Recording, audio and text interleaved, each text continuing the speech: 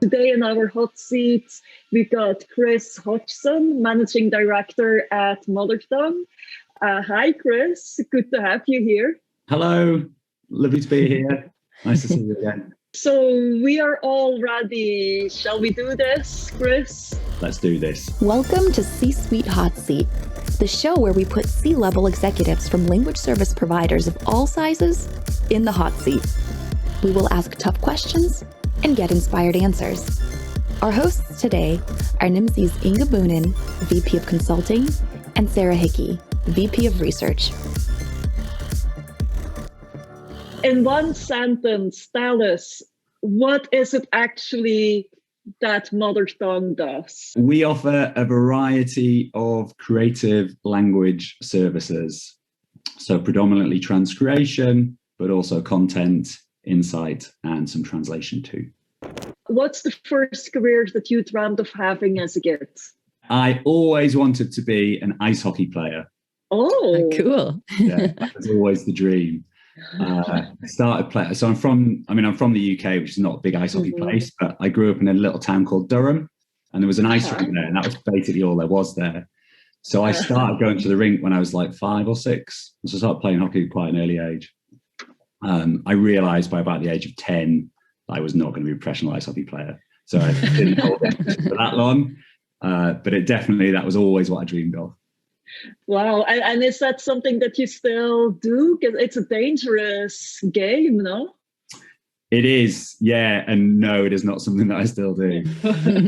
I play quite a lot of cricket now, which is a lot more much safer. Yeah.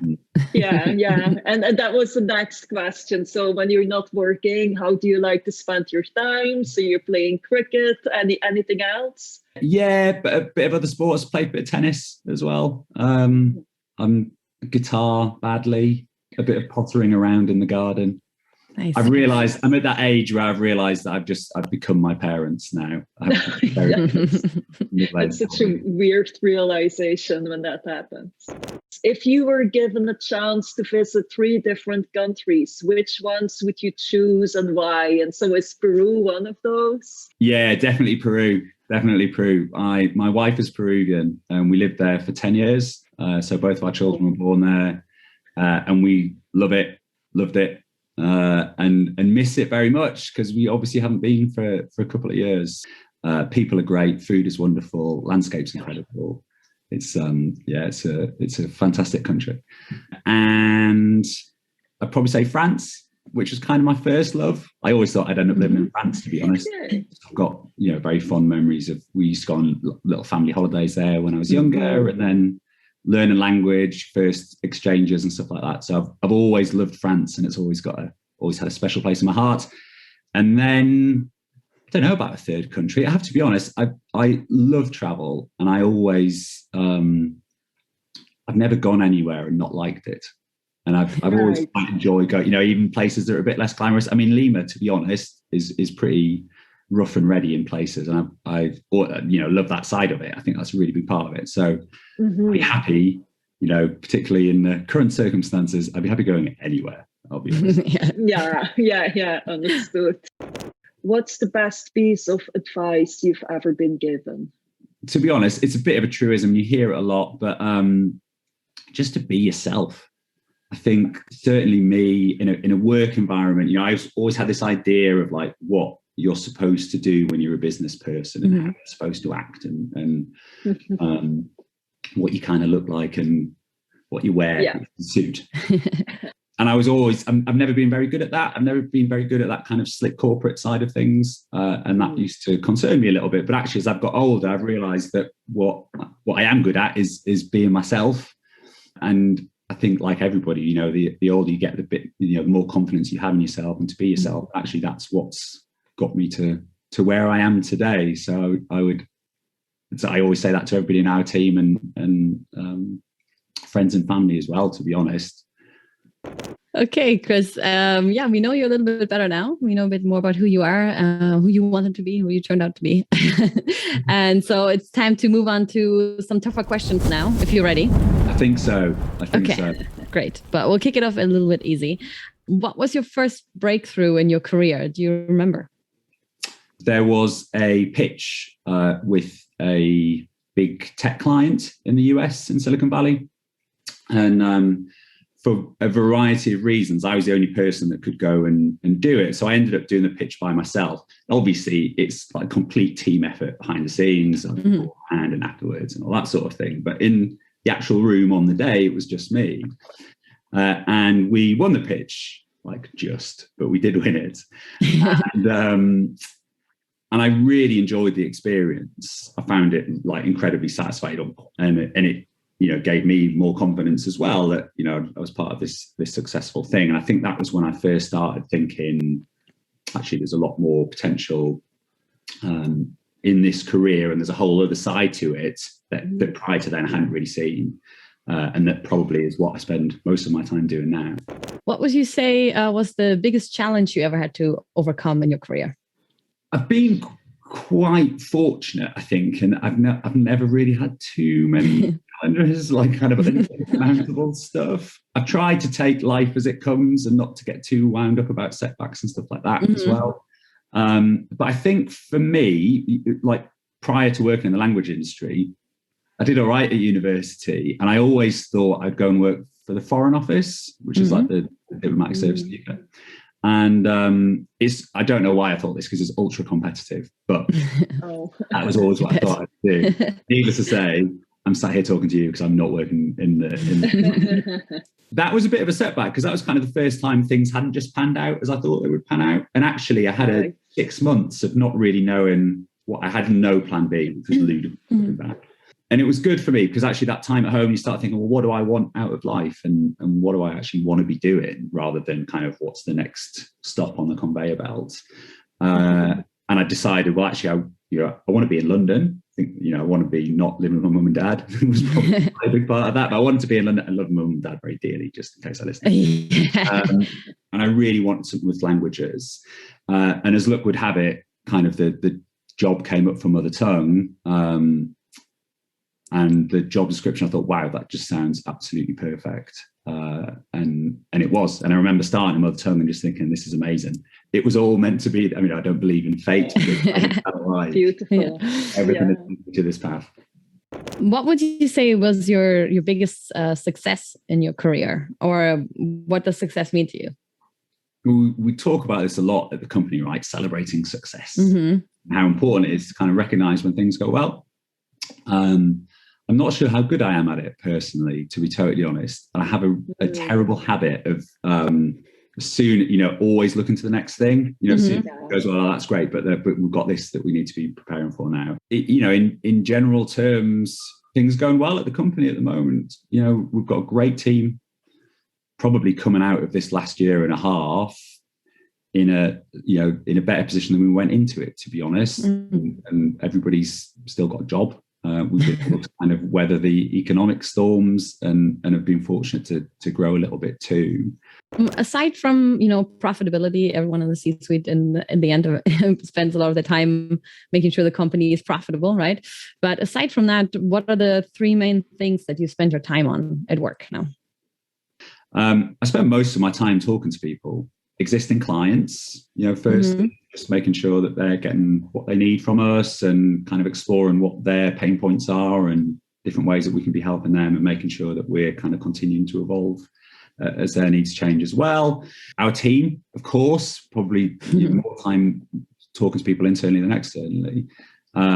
Certainly over the last year and a half, when we've all been working remotely. And just, I guess the same sort of things, making sure everybody's happy, and that we're providing an environment where people can grow and learn and be satisfied and enjoy their work, and are not too overwhelmed by either pressure at work or everything that's going on around us, right? Do you have a pet peeve when it comes to clients? Actually, this is going to sound really vanilla, but I don't. Not now. I think as I've got older, you get a bit better at kind of empathy, or I've got a little bit better, I should say. Perhaps wasn't something I was so good at before. It's a very different job. Obviously the role of an MD is very different to when I was an account manager. And you've got kind of all those operational frustrations of things that are not running as smoothly as they could do otherwise. And I think, again, it's been a really tough year and a half for everyone. And some companies have struggled, and some of our clients have had a brilliant year. But regardless, it's been highly pressurized for everybody, and everybody's under a lot of stress, and everybody makes mistakes. If things go wrong with our clients, we completely understand that. Everybody's human, like we are. We're not perfect all the time either. What was the biggest mistake you ever made, career-wise, or like in your career? Was there a specific scenario you recall? Like, what was, you say, your biggest failure, and what did you learn from it? So many. Tell us about one. The one that always sticks in my head actually is when I was very new at the company. We'd done we transcreated a load of ads. It was like 20 ads. It was a campaign for a whiskey brand. It's a big job. And I delivered them, here you go, here's your French and Dutch transcreations. Do let me know your thoughts. And I got this email back saying, this is great, but what about the German Italian, which is what we actually ordered?